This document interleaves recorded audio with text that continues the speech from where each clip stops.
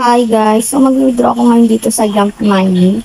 So, ayun guys, bago natin mag-withdraw yan, pupunta muna tayo dito sa sell. Isi-sell natin yung natin, assets, DVS assets natin. Kasi nag-get all na ako kanina. So, 2 machine kasi yung kinuha ko.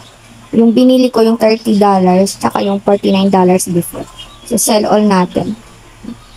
Yan. So, success na siya. Mag-withdraw na tayo, no? Withdraw.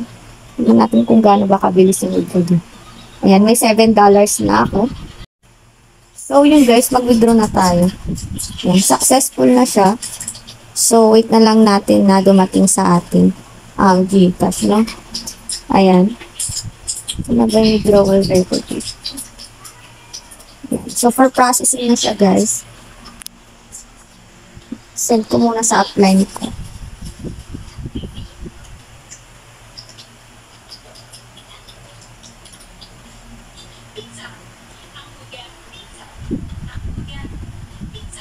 Sana bumalik na yung gold farm guys.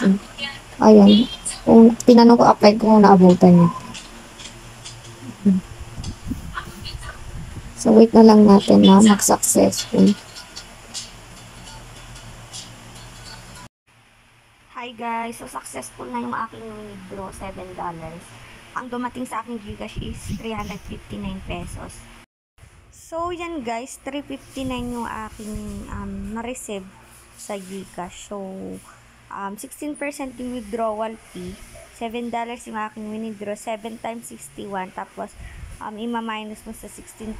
Kaya lang, yan lang po yung na-receive ko sa $7 na withdraw ko. Paying pa po di ito si Zoco Mining. So, dating Jump Mining to, naging Zoco Mining na po siya guys, no? So, ayun guys, sabayan na natin to. Medyo tatagal pa naman to guys.